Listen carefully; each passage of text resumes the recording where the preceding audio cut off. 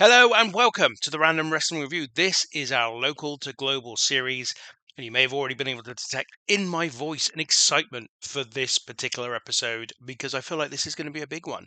I don't know why, I just do. I just have this feeling like there's something about the next card that I've got ready to go here, which I am very kind of looking forward to seeing play out. But whatever the case, thank you for watching. Thank you for joining us today. And yeah, really looking forward to this. So, the first thing we're doing here is booking this season's beating shows, which I'm actually going to make 2 hours. And it's going to be a year name post fix because this is going to be an annual new tradition. It's going to be week 2, of course. So season's beatings in Tuesday, week 2. I will just check that that's all possible. In fact, it's not. Why have we done Tuesday? Why haven't we gone with Monday? Don't know why. Already the excitement is carrying me away. So that's better. And I think we can do Monday, week 4. In fact, we could do Sunday, week 4, which is absolutely perfect because we want RWR Party of the Millennium. Because, of course, it's Millennium Night. This will be a special and we'll be back to the hour and a half normal thing. But it also will be a free show. I've realized I can do this. So that's cool. And yeah, hour and 30 minutes special for Tuesday. No, we're going for Sunday, week 4 in December. That's when that show's going to take place. So that's like the show after season's meetings. I'm going to go back to Open Doors and just set that to be ticket prices free for that one as well.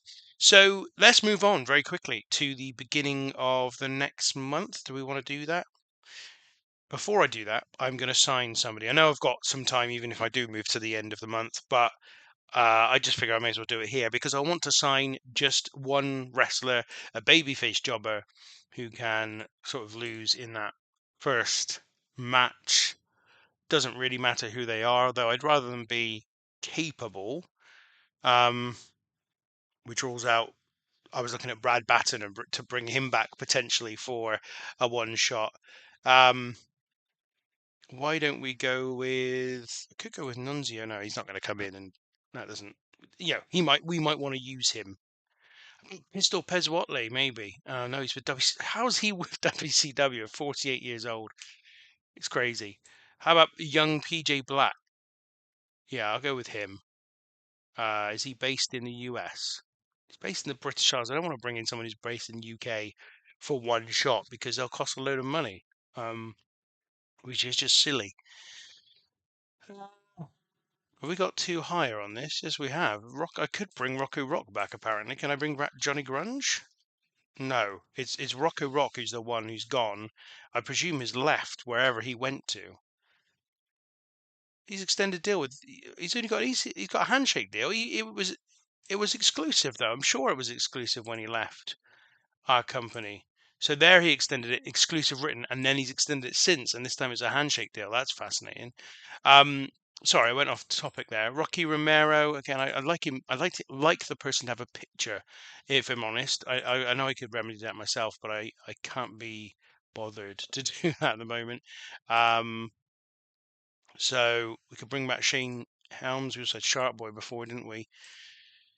This is taking longer than I thought it'd be. I just thought I would pick somebody up. Again, TJ Perkins, no photo. So that's a shame. All the ones I think that would be quite good for this assignment have got no photo. Tomko's got no photo either. How about Trent Acid? Let's bring Trent Acid in for a one-shot deal. One appearance. Nothing particularly important about that role. And I guess if he then turns us down, we've actually got a bit more time. So let's go to the end of the current month with season's meetings in 13 days. And I said that's going to be a new annual tradition for us. But yeah, I'm looking forward to this show. I think it's going to be really great. And I think we've got a lot going forward. Obviously, we're getting close to the end of 99 as well, which is cool. If you want to see what happens going into the year 2000, then give us a subscribe and you can continue to follow along with the series. There's Trent Acid accepting the assignment to lose in this one match. He needs to work heel. And Teen Idol, you know what? I'm tempted just not to give him one, but Teen Idol's fine. He can have a Teen Idol gimmick, no problem. So yeah, give us a subscribe and you can continue to follow along with this series. And also give us a like if you end up enjoying this video, as I hope you do, because I'm really looking forward to Seasons Beatings. We already spoke about the fact that we've got the career versus mask match between Dave Batista and the Shadow in one of the big matches at this one. We've also got Dan Severn will be defending against CM Punk for the RWR North West title. Here are the rankings as they currently stand. You can see CM Punk is the #1 contender with 11 points. And Dan Severn obviously has won now 4 matches, with 3 of those being title defenses of the Northwest title. Then we've got Charlie Haas on 9 points, Sean Stasiak on 8, Barry Buchanan on 7, Chris Adams on 5, Ace Steel on 5, Mark Henry on 4, Batista on 4. Both of those men, however, have lost a point, which is why they would actually be on 5 if that hadn't happened to them. Billy Kidman on 3, Buddy Wayne on 2, The Shadow, Chemo, Keith Hart, Ekbo on 1, and then Teddy Hart and C.W. Anderson on 0 at the moment. C.W. Anderson obviously on 0 because of the fact that he lost the title match in the last show. Amazing Red gone from RWR. Yes, we knew that. That was the last one. Omega have been given a warning that they face bankruptcy if their financial position does not improve soon. Let's have a look at them. Let's have a look at Omega before we go any further. So minus 16,000. Now we could buy them out for that amount, certainly, because we've got 36 grand. And looks like we actually did lose some money in November. I'm just trying to wonder why that might have been. Is it that sponsorship revenue's fine? It was workers. It was the amount of money we're spending on our workers. So that's interesting. I mean, it's not a huge loss. I'm not that worried, but it's just something to bear in mind. But yeah, we could buy them out. It's just whether there's any point, because their size is tiny. They're Mid-Atlantic. They've got 1. And we could get some of their talent, I suppose, and we could book a promotional rivalry war type thing where they invade. But yeah, at the moment I'm not going to look at that. I'm not interested. Maybe give it another couple of months and then we'll think about it again. We've got bigger things on our mind at the moment. I'm just going to check one more time. I'm paranoid now about this availability thing, but yeah, season beatings, we're fine. Nobody's there. So let's proceed to the next player controlled show. We've also got on the show coming up, the tag team championships are going to be on the line. Samoan Violence Connection defending against Red Alert. Chris Adams is going to be up against Keith Hart. We've got Ace Steel and Barry Buchanan versus Buddy Wayne and Billy Kidman. Sean Stasiak versus Teddy Hart. And Mark Henry versus the guy we just signed, Trent Acid. As Mark Henry obviously has his new manager now, Bill Alfonso, although we found during the last show that Mark Henry doesn't have any chemistry with him either. So it's just not going well for Mark Henry and with a manager. And it might be that we just don't have a manager for him. That's starting to seem like the right way to go, because as we said, like, neither of we had him previously with Woman, that didn't work, and now with Bill Alfonso, that's not working. But having said that, his match last time out was better, so maybe it's not going to affect his performance as much as the previous problems. New friendship in RWR. ECMO and Dave Batista have been getting on very well recently. Yeah, well, fair enough. All good. Anything that increases the harmony backstage is a positive, I suppose. So it's time for us to go to Seasons Beatings. I am backstage incident as well. What's this? Mark Henry brightened the backstage area simply by being so cheerful and fun to be around. Well done, people person Mark Henry. I mean, it does feel like the locker room right now is in just real harmony. And that's really cool. We've got one person with morale issues at C.W. Anderson. I think that's because of his heel turn. His babyface turn a little while back. But he's happy with his booking in general. So there we go. Right, let's start to book this show. We're going to start with Sean Stasiak against Teddy Hart. That's going to be the opener. It's going to be another one of those matches where it's babyface versus babyface for a reason. Ultimately, we are sort of on this, we're kind of telling this story, which is not an official storyline story, but the journey that ultimately Teddy Hart is kind of on, which is that he is being introduced to the wrestling business by his uncles Bruce and Keith. They are trying to give him opportunities that aren't going to be a major problem for him in terms of get him in trouble, like he was in trouble against Mark Henry. And they're booking him against other baby faces to kind of give him a sort of, so he goes up against people that they trust not to take advantage. Now, Stasiak's going to win. He's also going to dominate this one and get the pinfall. And the idea here is that Stasiak's going to go a little hard on Teddy Hart, because we are also obviously wielding the story that Stasiak is preparing for a heel turn. And his character has been generally more questionable over the last 6 months than it has been in the past. So that's kind of going to be what we do.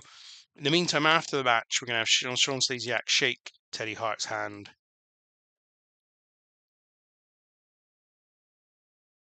And in acknowledgement, I'm going to test my spelling abilities and talking at the same time whilst typing, it was not easy, of being a little rough with him.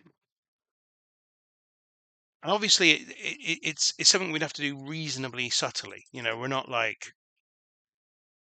we don't want to be in a position where we're like, oh, Teddy Hart's just getting treated, you know, treated, I don't know what the word is, gently by his opponents because they don't want to hurt him. But at the same time, it's like he's very young, he's smaller. Stasiak is a bigger guy, he's got more experience, and so you know the belief from Bruce and Keith is that this will be a kind of gentlemanly match. But Stasiak wins. He's a little bit hard on him, and then shakes Teddy Hart's hand after the match to sort of say, "Look, sorry, I was a little rough with you." Next match, then, tag team match: Ace Steel and Barry Buchanan against Buddy Wayne and Billy Kidman. Honestly, not sure which way I'm going to book this to go. In terms of who's going to win, I think we'll have. I just want to look at the rankings a minute. I suppose it doesn't matter. Like, Buddy Wayne's right down here. Billy Kidman is above him actually at the moment. Meanwhile, Ace Steel is there. Barry Buchanan's there. They're both getting close to being in contention for a title.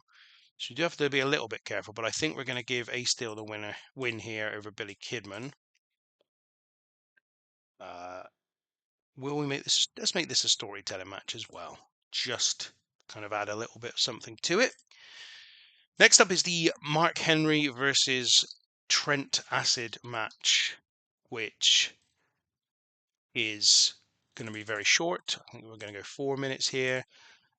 Domination from Mark Henry, pinfall finish. And after the match, we're going to have Bill Alfonso,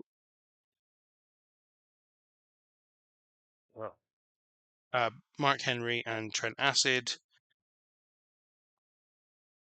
Let's just have Trent Acid not rated. I don't think it really even matters that he's there or that it's even him. So basically what's going to happen here is Henry goes to attack Acid after match. In fact, not even attack. Punish Acid after match.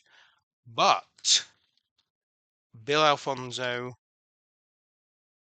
manages to talk him down and calm him down, I suppose.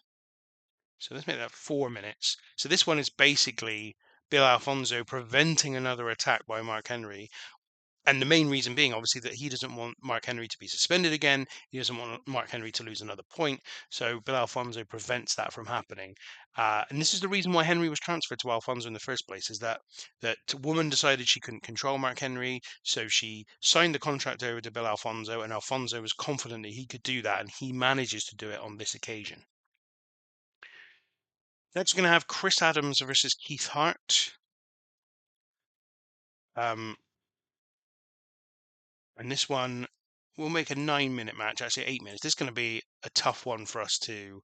Actually, this would probably be the storytelling match because neither of them can really go for very long.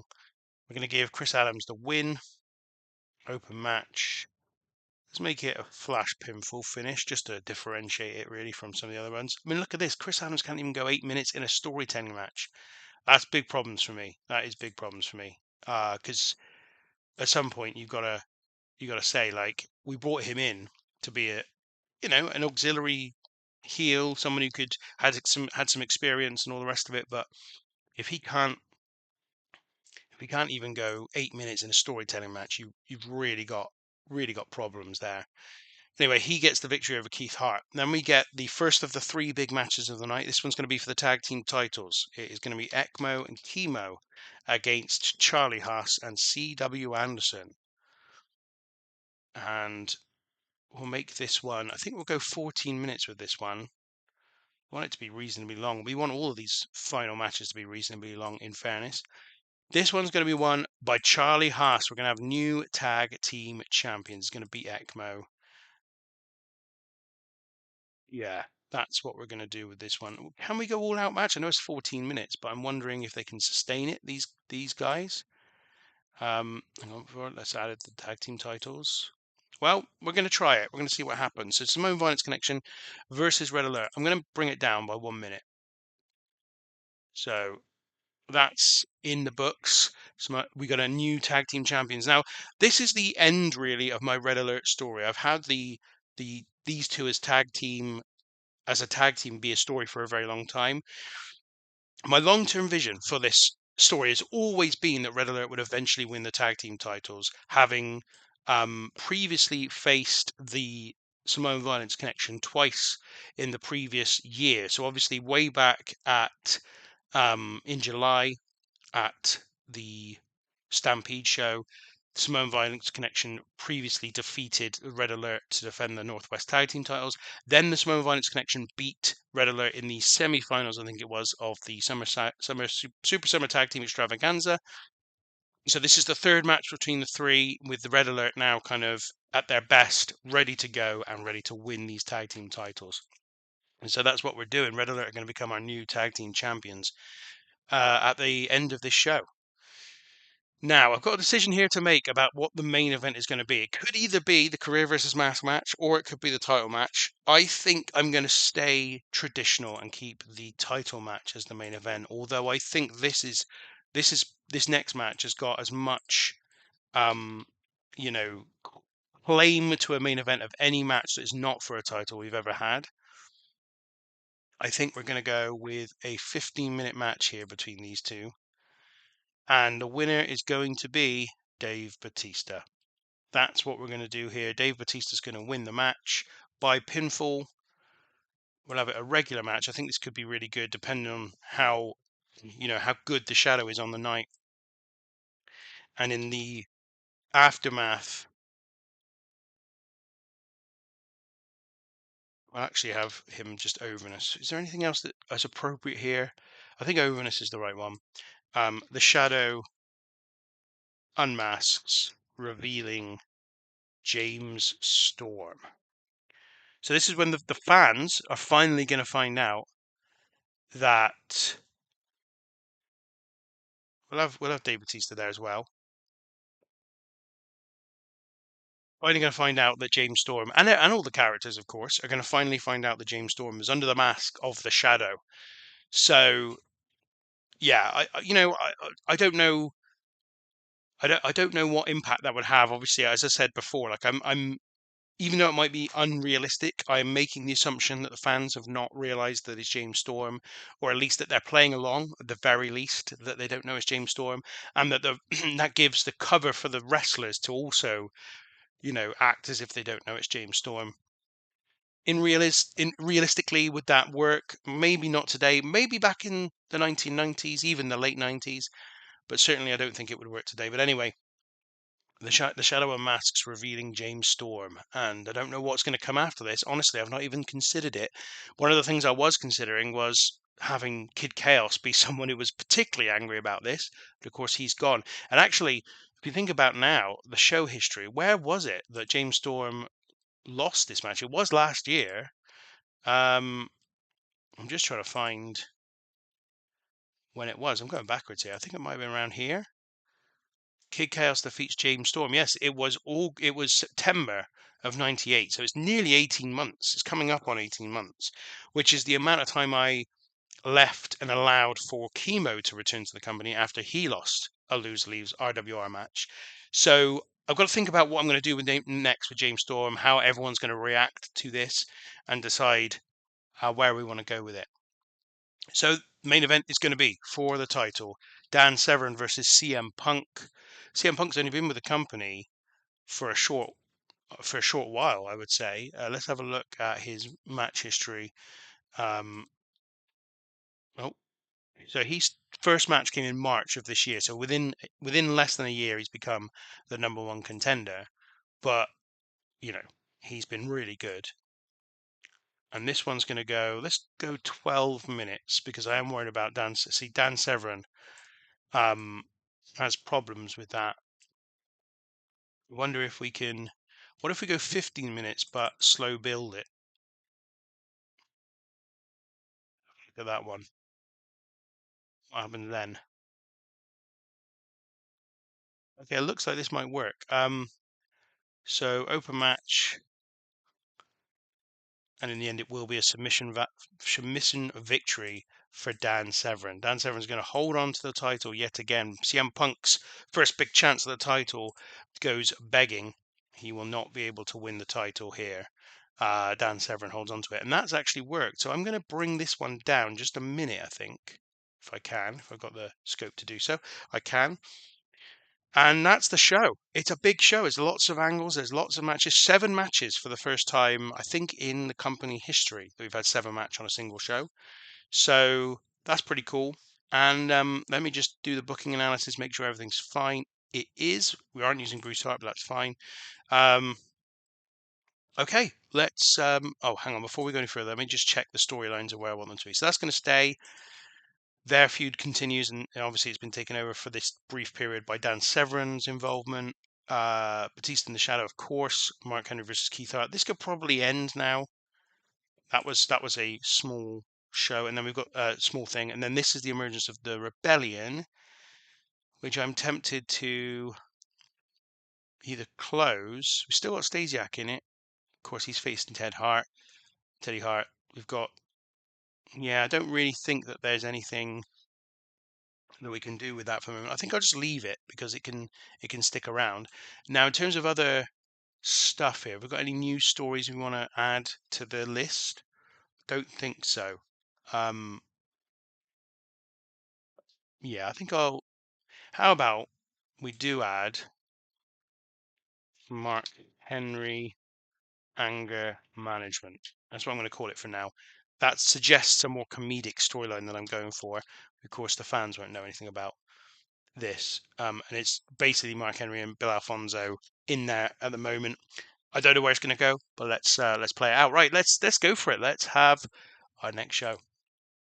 So in front of only 101 people, which I'm disappointed by. I felt like this should be the record attendance, or at least the record paid attendance for one of our shows, because it's 3 big matches in the main part of this show. But anyway, the opener, Stasiak beats Teddy Hart in 6:42 by pinfall.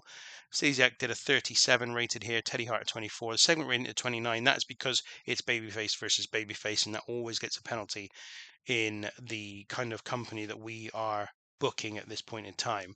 But a decent match, and as I said, Stasiak's a little bit rougher with Teddy Hart than you might imagine for a babyface encounter.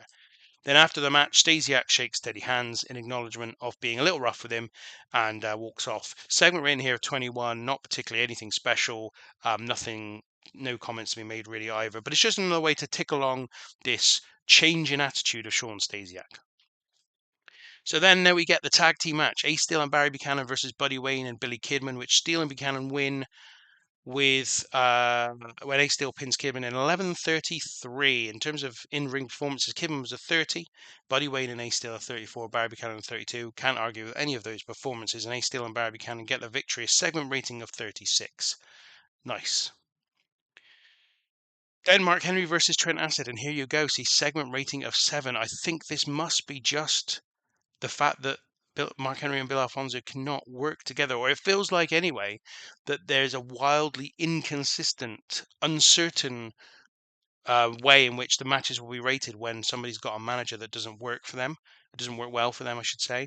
Mark Henry wins anyway with an in-ring performance of 25. So his performances are going up. It's just he's just not in a good position because of Bill Alfonso's position there as well. Trent Acid, an in-ring performance of 17.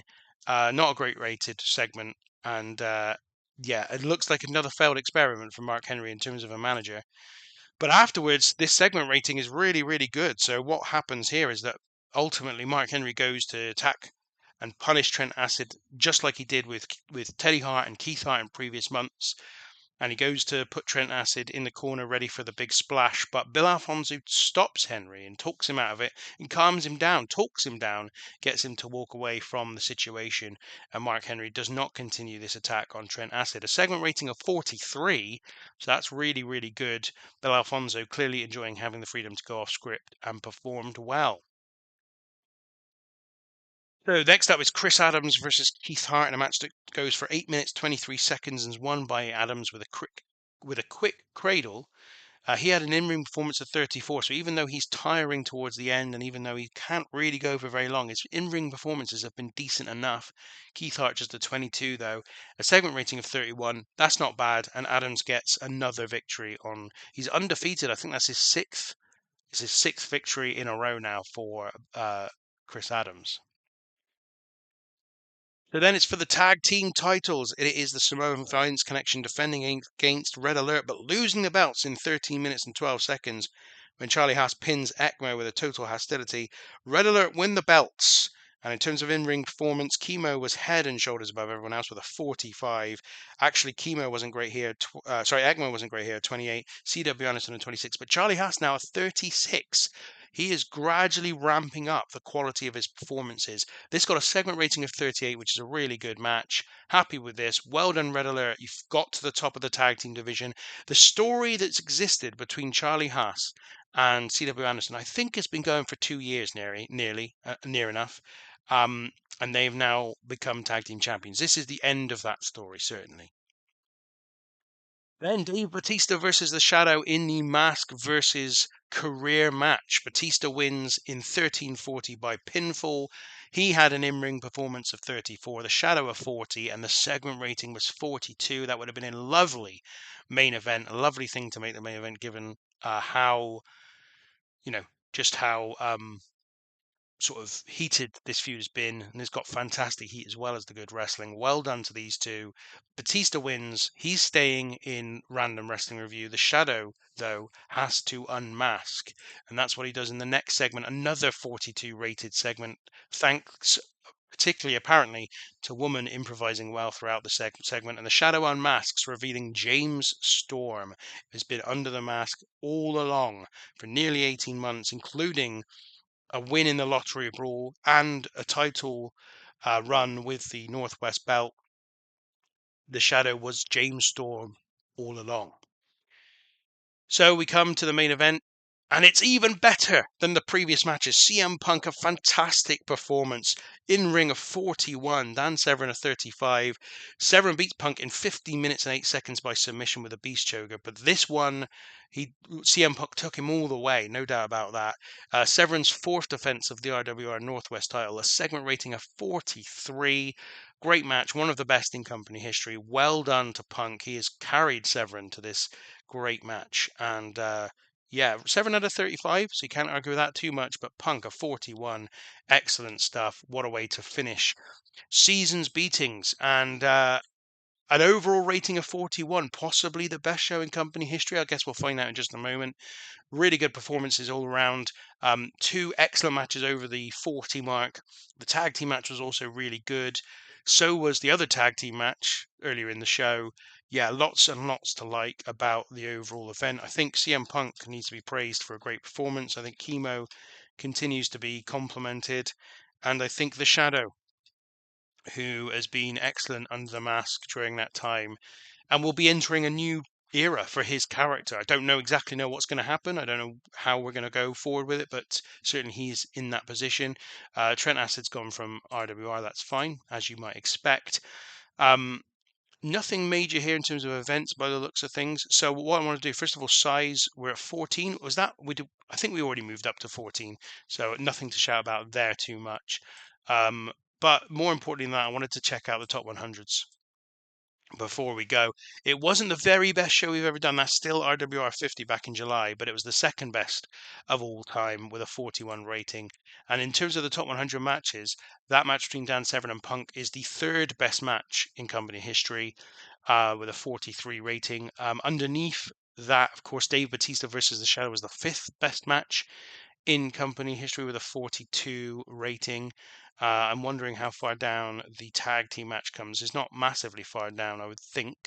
I'm not saying it instantly here, however. Oh, Red Alert defeats Samoan Violence Connection. 29th best match in company history as well. So a very, very good show. In terms of attendances, was actually our fourth, I don't know, sixth best attendance for that one. Although it's marginal stuff above it, and that was Open Doors, which is a free show. But anyway, new tag team champions, Red Alert, take the belts. Ekmo and Chemo managed three defenses, much like Dog and Rose, the Bad Crew. Charlie Haas and CW Anderson are now tag team champions. Meanwhile, Dan Severn, another title defense, easily his best title defense so far against the great CM Punk. Really pleased with that. And you know what I was thinking about the other day, and I know this takes us way over because I'm already over, but I just love how varied the challenges are, and that's a consequence of this number one contender. Sorry, there's no the ranking system that we've got. So it just means that the challengers for the title are really varied. Look at Batista's reign, for example. Defeated Blitzkrieg, Ekmo, Roddy Piper, Rocco Rockene Steele, Buddy Wayne, Kid Chaos, Sean Stasiak, Rose, Dog, Barry Buchanan. Like, it's just all over the place. There's just so many different contenders. Anyway, as I say, that is it. We are over time. But thanks for watching today. I thought this was a really great show. I'm really pleased with what we did. And obviously, Party of the Millennium is next up on our schedule. But until we do that one, thank you very much for watching.